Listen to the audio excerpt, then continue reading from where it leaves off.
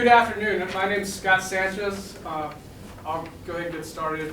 I did have a program printed. If you might have noticed, there's some in the back if you want to grab one.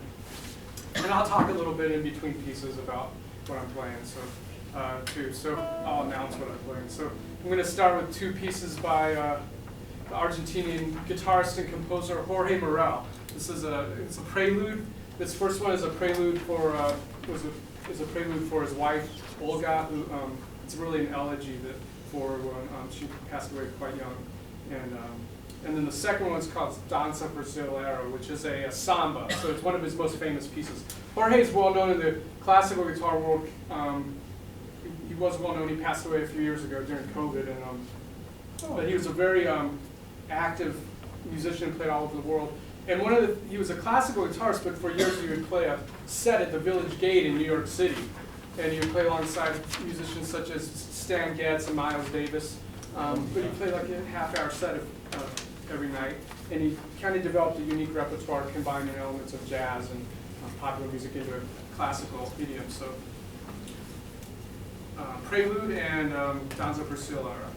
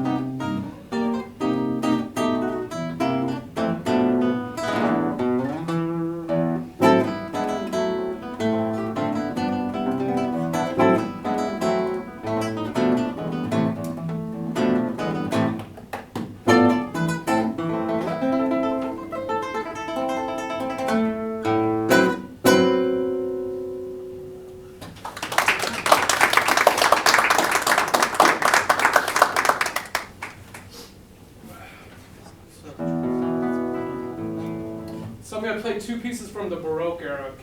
Scarlatti was a contemporary of J.S. Bach's, very prolific for the keyboard, and he was actually the keyboard instructor for Maria Barbara, the Queen of Spain, Maria Barbara and King Ferdinand VI during that reign of Spain. And he taught Maria Barbara lessons in many of these keyboard sonatas. There are over 500 of them written for the keyboard.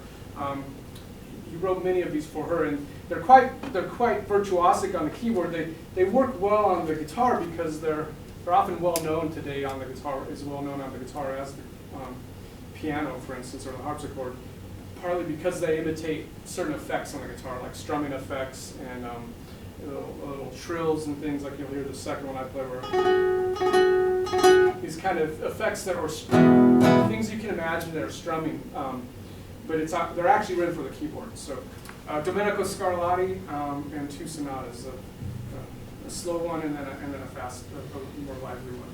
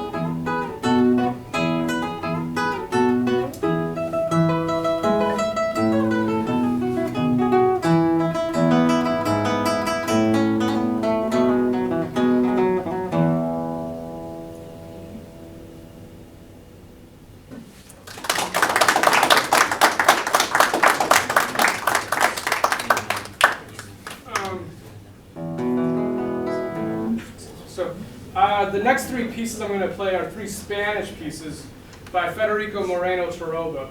The first one is a Madroños. I've tried to figure out what the name of Madroños is. It's not exactly clear. It's thought to be, Segovia played this piece. If you know the legendary Spanish guitarist, Segovia played this piece for years. It was actually written for Regino Sanz de Ramasa, the famous Spanish guitarist. He premiered it in 1929. But Madroños trees grow around Spain, maybe, so he never made clear, but that maybe is what the piece is about, is these Madroños trees that dot the landscape in Spain. And then the second two pieces, the second and third piece I'm going to play are the Torrilla and Tarragano are both from his Castles of Spain. He wrote a couple sets of pieces called Castles of Spain, and each is named after, they're just little miniatures, evocative of the beautiful landscape in the castles in Spain. So the second one is an elegy, and the third one's more dance-like. So, okay.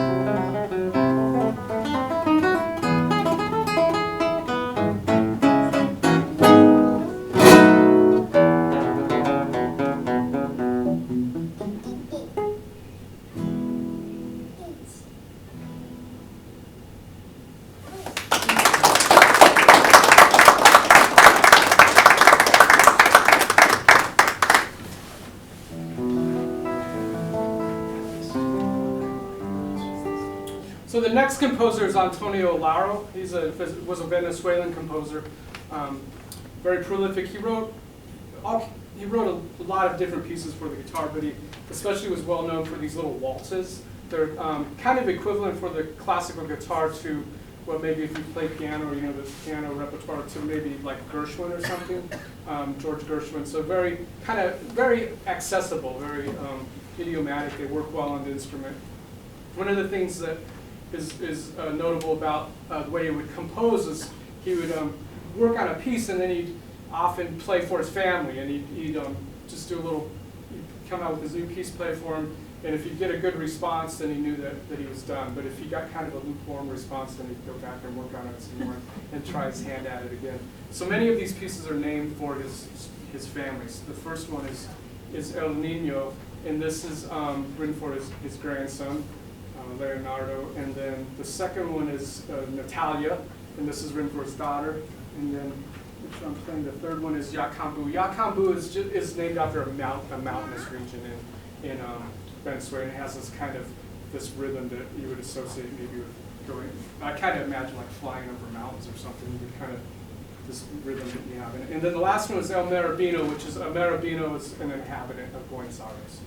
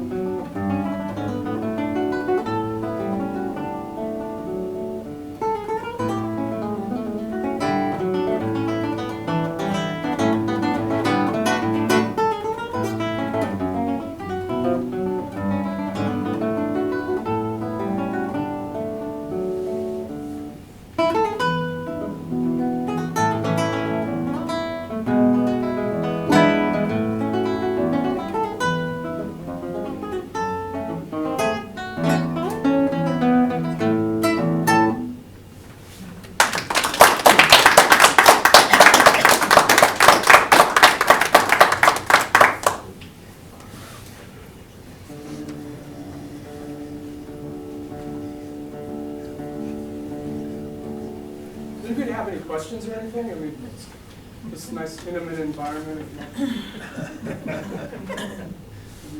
Yes? How old were you when you started to play classical guitar, and what got you interested in classical guitar? That's a good question. So I started playing guitar when I was about 11, but I didn't start playing classical. I played more rock and jazz, and I did some finger style work with my right hand. So I kind of played around. I don't know if you remember, like maybe classical gas. I learned something like that, like Mason Williams, some of those melodic wings, some of those things. But I wasn't really playing classical. So I started playing when I was about 17, classical, and I think I just was kind of at a point where I just wanted to. I mean, always loved the sound. I started going to actually. I always have to give a plug when I play at a library, because it's really the local library. I grew up in this place, in this town in Florida.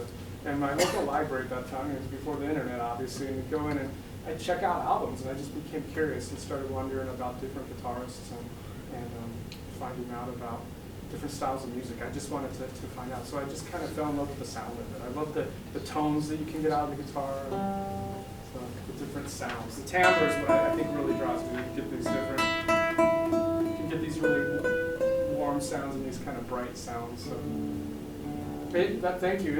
Anything else, or? Sure. How do you play without music in front of you? Sometimes I do. I try to. I work on my memory quite a bit. So yeah. Yeah.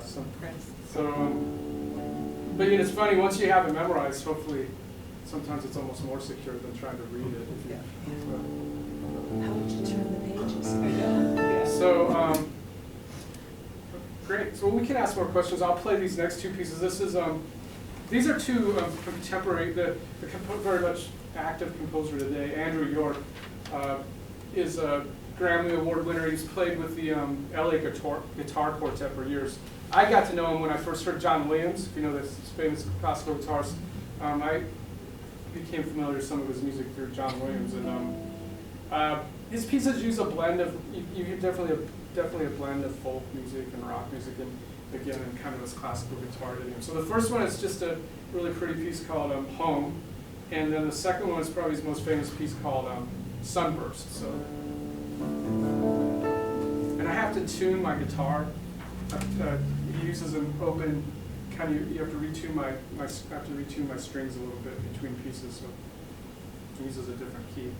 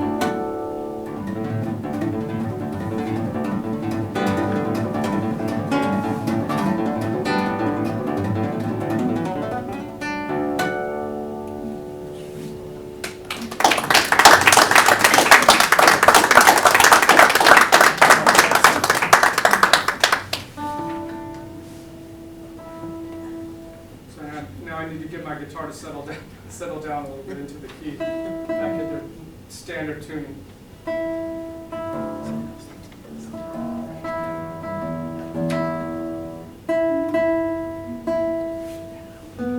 Strings are kind of like people; they tend to want to go back to where they came, where they're from, and they'll tend to slide if they're low, which these were low. They'll tend to go slide low again. And want to go back there, and they get comfortable there, so I have to stabilize it a little bit.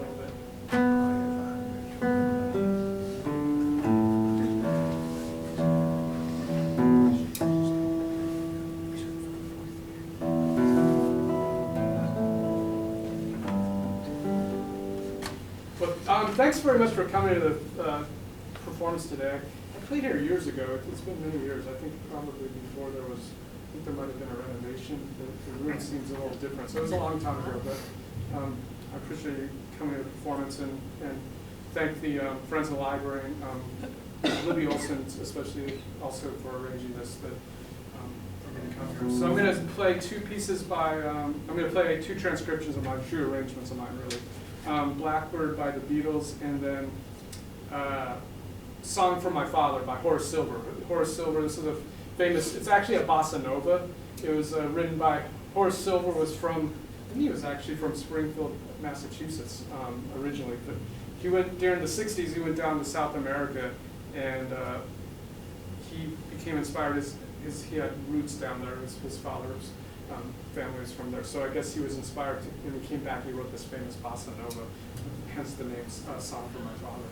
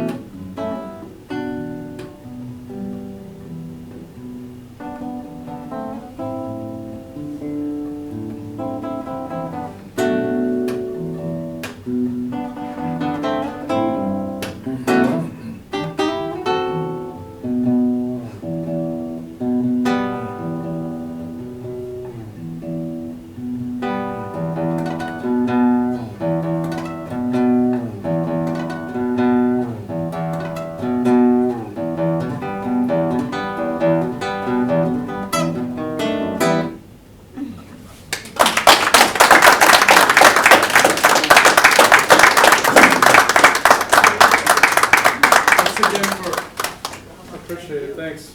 Do you have any more questions or any comments? That last one was really cool. Oh, thanks, thank you, I appreciate it, thanks, thank you. Great, Wow. well, great, I really enjoyed this. Great. Where have you played in Spain or in South America? I've played in I've been to Europe, but it's more in like, I played in Spain, yes, but more like as a student. But when I played in Great Britain quite a bit. Hi. Yeah. Do you ever play Spanish music with a little Moorish flavor? Yeah, I think so. Yeah. Yeah. Slowly. Yeah, glanda and things. Yes, for sure, definitely. Do you have a website for upcoming performances? Yeah, I think it's on the program actually. I'm not sure. ScottSanchez.com. Bottom of the back page. Oh, Yeah. Great. Well, thank you so much. Thank you. Thank you. Appreciate it. Oh, and I mentioned, I do have some CDs in the back. I don't know if you're interested, but. So, great, thank you. Thank you. he's great. Thanks.